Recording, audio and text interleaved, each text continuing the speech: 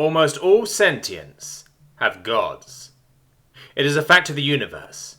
Intelligent life is rare and few players can accommodate it, with even fewer being able to accommodate sentience without the assistance of gods. Those few sentients that can somehow survive in a world molded only by evolution are quickly taken as glorified pets, slaves, and everything in between, depending on what god the holy species follows. Gods play their mysterious divine game with their chosen ones. They make them go to war, to peace, to make and break alliances. Different gods have different ideals and motives. Gods of war send their people to battle, sometimes for an honourable death, other times for mindless plundering. Gods of science send their children to explore the unknown. Gods of commerce send theirs to acquire riches, etc., etc. A twisted game to increase their people's faith on them and entertain themselves at the same time. All species talk and worship their gods. They are the reason their civilizations exist, and left their planets to explore the depths of space after all. Except for one. They have thousands of names, some call them the Godless, others whisper among themselves about the dead race. A few named them the end of all. What many forget is that they also gave a name to themselves. Humans. By all accounts, the humans should have perhaps the most powerful patron god of all. They are strong and fast, characteristics found on the children of gods of war, but they are also crafty, greedy, smart, all common things for the chosen of a commerce god. The more we looked into it, the clearer it became that humanity had almost all gifts from the gods, yet they claimed to have none. In fact, they claimed that their strength came from modifying their bodies by themselves. That was truly terrifying. The first ones to meet the humans were, thankfully, the Pasmath. They gave them the usual talk: join us into a peaceful galaxy and we will keep you safe, blah blah blah. The humans refused. The Pasmath asked the humans to please speak with the deity and tell it to reconsider. The humans explained they didn't have a deity and got out of their planet all by themselves. We should all be glad that the Pasmath are peaceful and thus decided to leave humanity alone instead of declaring war on such an abomination to the holy. Gods know their species would not have lasted all that long. The Frimlet weren't so wise, of course. A warrior species with no god that somehow left their planet, modified their own bodies and conquered the stars. Their very existence was deemed a sin that needed to be exterminated in the name of Spart. Fleets were prepared and Spart's children invaded the human territory with no resistance. Soldiers blessed by one of the great gods of war were led to the human worlds, and a single small asteroid belt stood between them and the nearest colony. Victory was guaranteed. The Frimlet never even saw the hundreds of thousands of bombs planted in the asteroid belt. The species didn't last all that long against the humans after they lost their biggest fleet.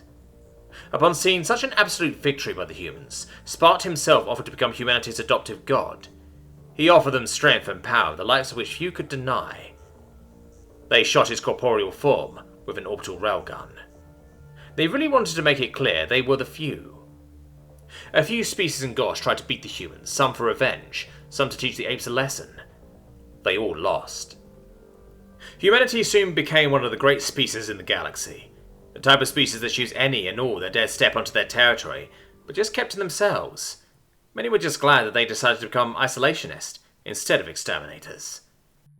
But many more, mortal and divine alike, were mad at such attitude towards holy species and their gods.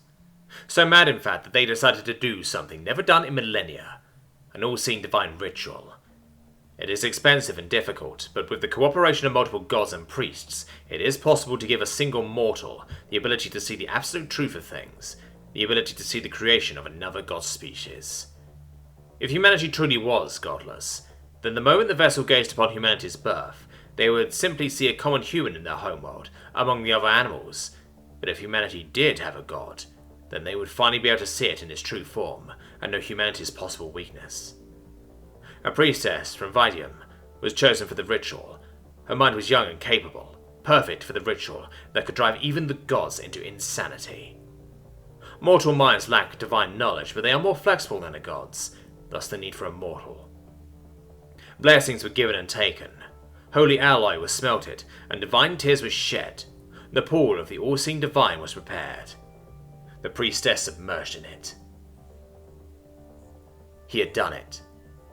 There, before his trembling feet, was the god, and it was dead. Well, dead wasn't the correct term. Inactive would be more appropriate.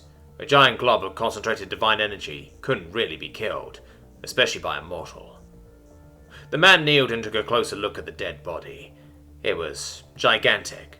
Bigger than entire galaxies, perhaps bigger than the universe, but at the same time it was smaller than an atom. The man focused his mind and his senses, tried their best to understand the impossible nature of the slain divine. They finally gave up, and decided to interpret it as a white human-shaped light. The man touched the body of the dead god. He could feel his power, his strength. He could absorb it.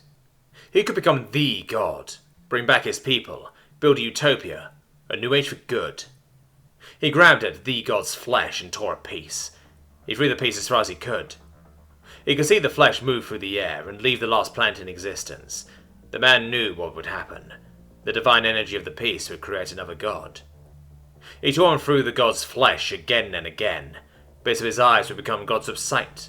Muscles would become war gods. Nerves would give birth to gods of knowledge. On and on. He did it again and again, until there was only one thing left: its heart.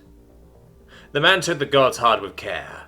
He could feel the energy inside it, its will to live, a will which he had outdone with his own will to kill it. He ate the heart.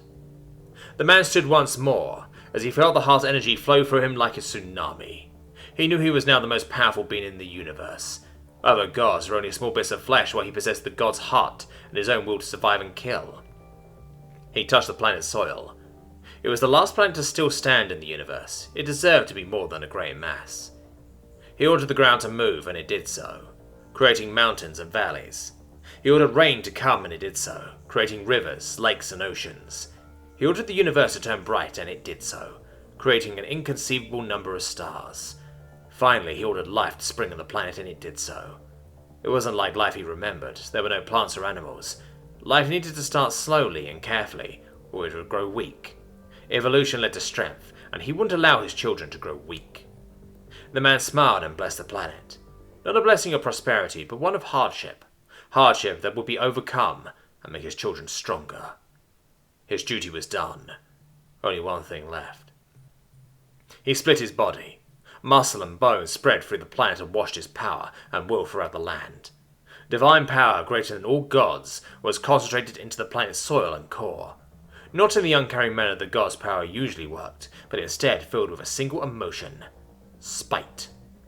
His children would never love him. They would never care about him. They would live and die while believing that their creator abandoned them to their fate.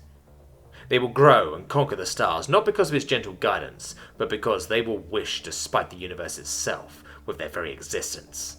They will look into the uncaring eyes of space and scream, "I am human. I am alive." Like father, like son.